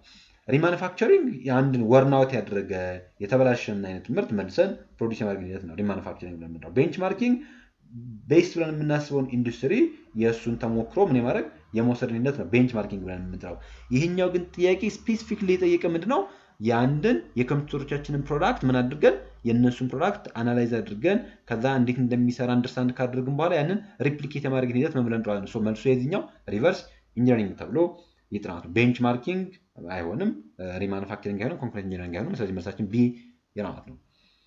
እሺ ኩዌስችን ነምበር 55 which one of the following measurement system that processes the property of order but not the property of distance ይላል። ከሚከተሉት ውስጥ የሜጀርመንት ስኬሎች የሜጀርመንት ሲስተሞች ውስጥ በዋናነት የኦርደር ፕሮፐርቲ ኖሮት ነገር ግን የዲስታንስ ፕሮፐርቲ የሌለው ነው የሚላል። ሬሾ ስኬል፣ ኖሚናል ስኬል፣ ኢንተርቫል ስኬል፣ ኦርዲናል ስኬል ይሆናል። ሶ ዘ አንሰር ውድ ቢ ዲ ኦርዲናል ስኬል ይሆናል ማለት ነው። መልሳችን ኦርዲናል ስኬል ይሆናል። አሁን እነዚህ አራት የስኬል አይነቶች አሉ አይደል? ስኬልስ ኦፍ ሜጀርመንት ብለን የምንጠራቸው ለምሳሌ የመጀመሪያው ኖሚናል ተብሎ ይጠራል። ኖሚናል በዋናነት ምንም ኦርደር የሌለበት ምንም ዲስታንስ የሌለበት ሲምፕሊ ሌብል ብቻ ስያሜ ብቻ ነው ማለት ነው። ስያሜ ለምሳሌ ጾታ ወንድ ሴት፣ ከዛ የምትወደው ቀለም ማለት ቀይ ጥቁር ቢጫ እንላለን። ሲምፕሊ ሌብል ነው። ምንም አይነት ኦርደርን አያሳየንም፣ ምንም አይነት ምንን አያሳየንም ማለት ነው። ዲስታንስን አያሳየንም። ከዛ ሁለተኛው ላይ ስንመጣ ምን ተብሏል? ኦርዲናል ተብሏል። ኦርዲናል ኦርደር ያደርጋል፣ ራንክ ያደርጋል፣ በደረጃ ያስቀምጣል። አንደኛ፣ ሁለተኛ፣ ሶስተኛ ብሎ ያስቀምጣል። ነገር ግን በደረጃዎቹ መካከል ምን የለም ነው ሲግኒፊካንት ዲፈረንስ የለም። ለዛ ነው እኮ but not the property of distance የሚለን። ለምሳሌ ሩጫ አንድ ግለሰብ 58 ሰከንድ ሮጦ ቦልት አንደኛ ወጣ። ስንት ነው? 8 ሰከንድ ነው የሚባለው 9 or 8 አካባቢ ሰከንድ። ከዛ ሌላኛው 10 ሰከንድ ሮጦ ሁለተኛ ላይ ገባ። which means ቦልት ሁለተኛ ላይ የገባውን ግለሰብ በእጥፍ ይበልጧል ማለት ነው። አይደለም አይደለም። አንድ ተማሪ 99.9 አምጥቶ አንደኛ ሆነ። ሁለተኛ ላይ የወጣው ተማሪ 98.9 አምጥቶ ሊሆን ይችላል የመጣው ሁለተኛ የወጣው which means አንደኛ የወጣው ተማሪ ሁለተኛ የወጣውን ተማሪ በእጥፍ ይበልጧል ማለት ነው። አይደለም። አስረኛ የወጣውን ተማሪ በ10 እጥፍ ይበልጧል ማለት ነው። አይደለም። ምክንያቱም ምናልባት አንደኛ የወጣው 99 አምጥቶ ከሆነ አስረኛ ላይ የወጣው ተማሪ 95 አምጥቶ ሊሆን ይችላል ማለት ነው። ዳዝ ሚንስ አሁን አንደኛ የወጣው ተማሪ አስረኛ የወጣውን ተማሪ 10 እጥፍ ይበልጧል ማለት ነው። አይደለም። ሶ we will put in order በኦርደር እናስቀምጠዋለን። ራንክ አድርገን አንደኛ፣ ሁለተኛ፣ ሶስተኛ እያልን ራንክ እናደርገዋለን። ነገር ግን ምን የለውም ነው የዲስታንስ ፕሮፐርቲ የሌለው ግን ያንን ኦርዲናል ስኬል ብለን እንጥረዋለን። ለምሳሌ በአገልግሎታችን ምን ያክል ደስተኞች ናችሁ እንላችኋለን። በጣም ደስተኞች ነን፣ መካከለኛ ነን፣ ደስተኞች አለንም፣ በጣም ደስተኞች አለንም ሊሆን ይችላል። አሁን በጣም ደስተኞች አይደለንምና ወይም ደግሞ በጣም ደስተኞች ነንና ከዛ ደስተኛ ነኝ በሚለውና በጣም ደስተኛ ነኝ በሚለው መካከል ያለው ኤግዛክት ዲፈረንስ ኤግዛክት ዲስታንስ ምን ያክል ነው አይታወቅም። ግን ምን እናደርጋለን? ራንክ እናደርጋለን፣ ኦርደር እናደርጋለን፣ በኦርደር እናስቀምጣለን። ቬሪ ሃፒ፣ ኒውትራል፣ ሳድ፣ ቬሪ ሳድ ብለን ልናስቀምጠው እንችላለን ማለት ነው። ሶ ራንክ ይኖራል፣ ኦርደር ይኖራል፣ ነገር ግን ምን የለውም ዲስታንስ የለውም። ሶ ያንን ኦርዲናል ስኬል ተብሎ ይጠራል። ከዛ በኋላ ኢንተርቫል አለ። ኢንተርቫል ኦርደር አለው እንዲሁም ደግሞ ዲስታንስ አለው። ነገር ግን ትሩ ዜሮ ፖይንት የለም ነው። ትሩ ዜሮ ፖይንት የለም። ኖ ትሩ ዜሮ ፖይንት ወይም ደግሞ ዜሮ ኢዝ አርቢትራሪ ይባላል ኢንተርቫል ስኬል ላይ ዜሮ። ለምሳሌ አሁን ቴምፕሬቸር ሆኖ 0 ዲግሪ ሴንቲግሬድ ስንል ዜሮ ማለት በቃ ቴምፕሬቸር የለም የሚለውን አይደለም የሚያሳየን። ዜሮ አርቢትራሪ ነው። አርቢትራሪ ናይት ሚኒንግ አለው which means አይ በጣም ኮልድ ነው ተብሎ ነው ዲፋይን የሚደረገው። ያንን ኢንተርቫል ስኬል ተብሎ ይጠራል። ከዛ ወደ ሬሾ ስንመጣ ኦርደር ያለው ዲስታንስ ያለው ከዛ ደግሞ አዲሽናል ምን ያለው ነው ትሩ ዜሮ ፖይንት አለው ወይም ደግሞ ዜሮ አብሶሉት ዜሮ ነው ያለው እዚህኛው ላይ አብሶሉት ዜሮ ነው which means አብሶሉት ዜሮ ማለት ዜሮ አብሶሉት ነው ካል ምን ማለት ነው? ዜሮ አብሶሉት ነው ስንል ምን ነው ሪፈር የሚያደርግልን? ዜሮ አብሶሉት ነው ካል ለምሳሌ 0 ኬጂ ካል ምንም አይመዝንም የሚለው ነው የሚያሳየን። ምን ያክል ሄድክ ምንም አልሄድኩም። 0 ኬኤም ካል 0 ኪሎ ሜትር ካል which means አልሄደም የሚለው ነው የሚያሳየን። ስለዚህ ያንን ሬሾ ስኬል ተብሎ ይጥራል። ሬሾ ስኬል ተብሎ ይጥራል።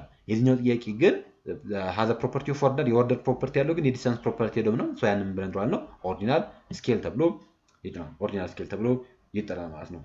Question number 56 who is credited with developing the simplex method for linear programming የሊኒየር ፕሮግራሚንግን ዴቨሎፕ በማድረግ ክሬዲትድ የሆነው ማን ነው? ወይንም እንደጠቃላይ የሚጠቀሰው ግለሰብ ማን ነው? ያንን ዴቨሎፕ አድርገው ተብሎ የሚጠቀሰው ግለሰብ ማን ነው? እንዴ here the answer would be C ይሆናል። ጆርጅ ቢ ዳዚንግ ተብሎ የሚጠራ ግለሰብ ነው። ሌሎችም በተለያየ አይነት መንገድ ለሊኒየር ፕሮግራሚንግ ኮንትሪቢዩት አድርገዋል።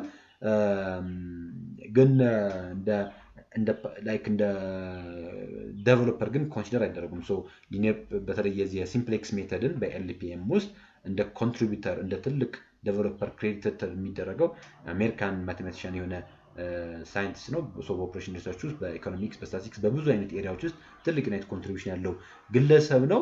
የሲምፕሌክስ አልጎሪዝምን የሰራልን የሲምፕሌክስ ሜተድን ዴቨሎፕ ያደረገልን ነው። የሲምፕሌክስ ሜተድ ዴቨሎፕ ያደረገልን። ስለዚህ ያንን ጆርጅ ቢዳዚንግ በመባል ይጠራል። ስለዚህ መልሳችን ሲ ይሆናል ማለት ነው። Question number 57, the ability to apply creative solutions to those problems and opportunity in order to enhance people's lives or enrich society. So society enrich ለማድረግ ወይም ደግሞ የሰዎችን ህይወት enhance ለማድረግ creative እና solutionዎችን apply የማድረግን ability ምን ብለን እንጠራዋለን? Implementation, innovation, creativity, adaptation ነው የሚለን።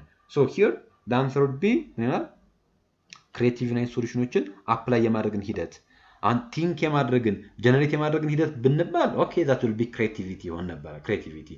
ነገር ግን ምን እየተባለ ነው? አፕላይ የማድረግ ኢምፕሊመንት የማድረግ ኤክስፕሎይት የማድረግ ሂደት እየተባለ ነው። ሶ መልሳችን ምንድነው ማለት ነው? ኢኖቬሽን የሚለው መልስ ይሆናል። ሶ ከኢምፕሊሜንቴሽን ይልቅ ኢኖቬሽን ነው መልስ የሚሆነው። ምክንያቱም usually the term is innovation በመባል ነው። ኢኖቬሽን ማለት ክሬቲቭ የሆነ ሶሉሽንን አፕላይ ማድረግ ኢምፕሊመንት ማድረግ ኤክስፕሎይት የማድረግን ሂደት ኢኖቬሽን ተብሎ ይጠራል። ክሬቲቪቲ ቲንክ የማድረግ ሂደት የማሰብን ሂደት ነው ክሬቲቪቲ ብለን የምንጠራው። ለምሳሌ ክሬቲቭ እና ሶሉሽን የምናፈልቅ ከሆነ ያንን ክሬቲቪቲ ብለን እንጠራለን። ሶ ያንን ክሬቲቭ የሆነ አይዲያን ግን ኢምፕሊመንት ስናደርገው አፕላይ ስናደርገው ኤክስፕሬስ ስናደርገው that would be ኢኖቬሽን ተብሎ ይጠራል። ስለዚህ መልሳችን ቢ ይሆናል። መልሳችን ቢ ይሆናል። Question number 58, if the company kick ratio is 0.8 what does this indicate ነው? የአንድ ተቋም kick ratio 0.8 ኢንዲኬት የሚያደርግ ከሆነ ያንን ምንን ያሳየናል? A difficulty in meeting short-term obligation without selling inventory. So inventory sales ሳያደርግ በፊት ኦብሊጌሽንን ሚት ለማድረግ እንደሚቸገር ነው የሚያሳየን። B excessive net debt በጣም ከባድ የሆነ አይነት ዕዳ እንዳለበት ነው የሚያሳየን።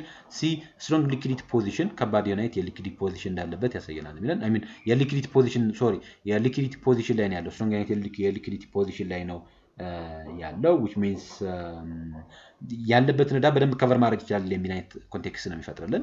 ሃይ ፕሮፊታቢሊቲ ከፍተኛ ትርፋማነት ላይ እንዳለ ያሳየናል ነው። ስለዚህ ከሚከተሉት ውስጥ 0.8 ኪክ ሬሾ ምንን ኢንዲኬት ያደርግልናል ስንል the answer would be A ይመጣል። አሁን ኪክ ሬሾ ማለት ነው። ከዛ ደግሞ even 0.8 ሲመጣ ምን ማለት ነው የሚለውን እንመለከታለን። ከፋይናንሻል ማኔጅመንት ላይ የመጣ ጥያቄ ነው። so ኪክ ሬሾ of 0.8 means that the company has 0.8 of liquid asset ካሽ ሊሆን ይችላል ኤኒ ሪሲቬብል ሊሆን ይችላል ብቻ የሊኩዊድ ዩናይት አሴት አለው። ምን ለእያንዳንዱ ለአንድ ሊያቢሊቲ ለአንድ ብር ሊያቢሊቲ 80 ሳንቲም የሚሆን ምን አለው እያለ ነው ማለት ነው። አሁን 0.8 ኪክ ሬሾ ከተባለ which means 80 ሳንቲም ነው ያለው አንድ ሊያቢሊቲ አንድ ብር ዳኖረበት ግን ላይክ ኪክ ሬሾ ወይንም ደግሞ አጠቃላይ